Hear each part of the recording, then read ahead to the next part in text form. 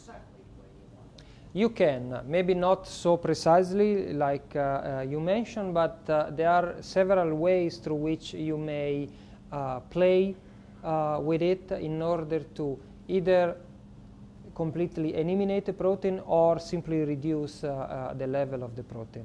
There are several approaches you can use. The one we have used is the less sophisticated approach you can think. Is a very crude approach where you simply use a virus that expresses the therapeutic molecule as it is with no much control on it. The only thing that you can play with is the amount of virus that you use. The more virus you use, the more lower the level of the protein that you get. There are better ways to do it more precisely by using viruses that by outside that you can play with the expression level of the therapeutic molecule, like you say that rheostat. I mean, you can modulate the level of the therapeutic molecule from outside by using drugs.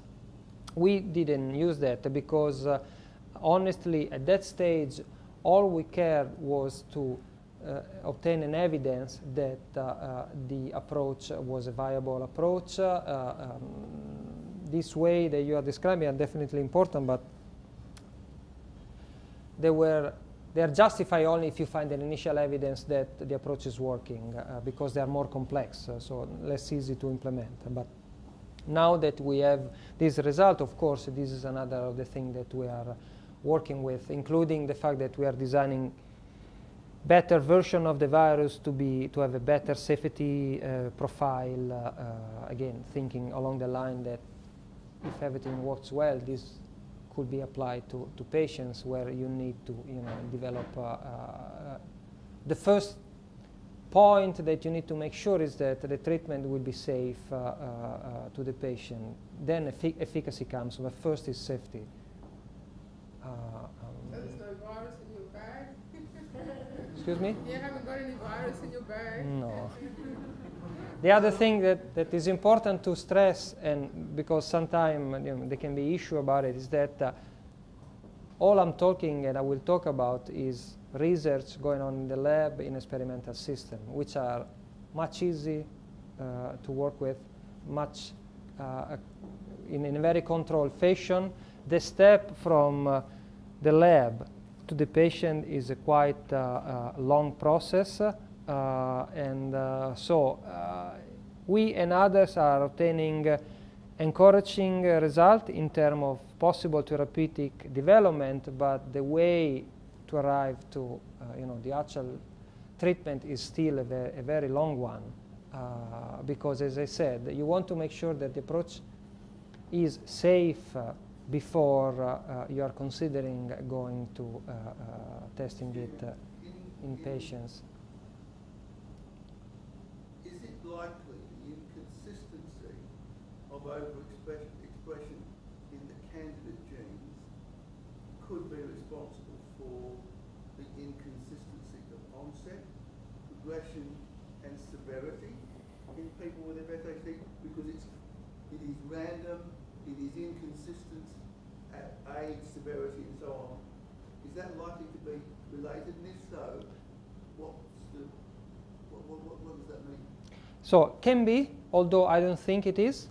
I think what is more likely in terms of the inconsistency with the finding the two major candidates are FRG1 and DAX4. They are consistent alteration in the patient. So in the case of both proteins, there are issues. So different groups have reported their aberrant expression in the patients. Others have reported no aberrant expression. Others have reported aberrant expression in healthy people, which will suggest that they have nothing to do with the disease. So I think that this is probably due to the fact that there is a lack of standardization in the way experiments have been done. People have done experiments in very different ways, using very different material obtained from the patients, using very different controls as healthy control to relate what they are finding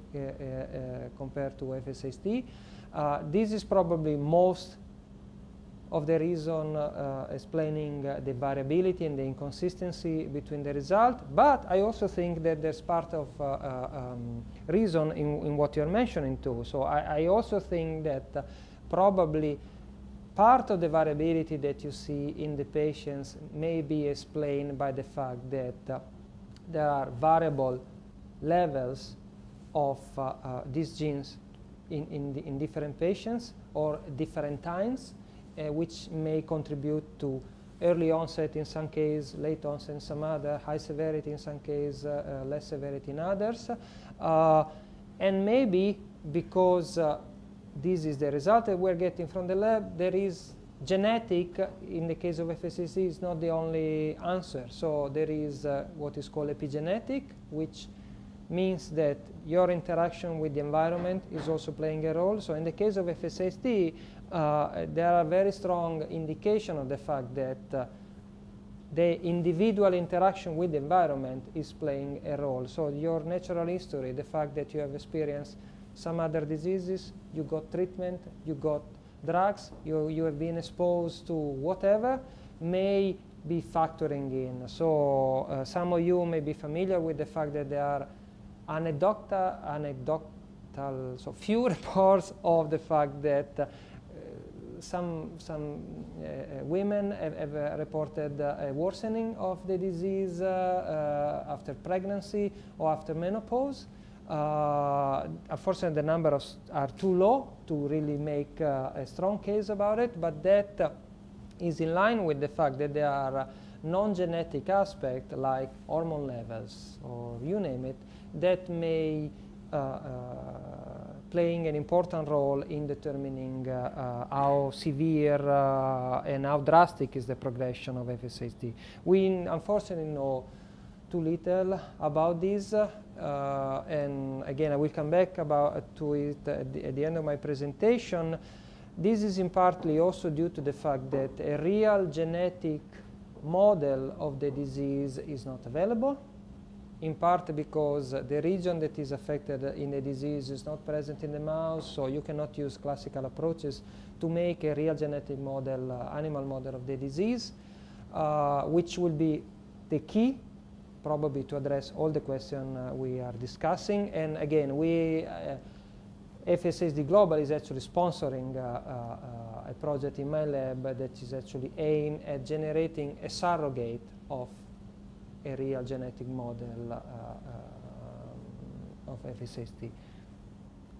So okay, so going back to this, when we look at the muscles, there is a clear indication that the treatment may be working, at least the way the muscle look like. I need to move. Another of the things that you may do is also to perform functional tests in the mice to see how, if the treatment is improving for example, the motility of the animal. And you do that by having the mice running on a treadmill. So healthy mouse, so this is like going to the gym. You have a treadmill that moves and the mouse run. Here is just an example of what we have done. This is the beginning of the test where the speed is very, well, I don't think there's any voice, and if there is a voice, we don't want to hear it.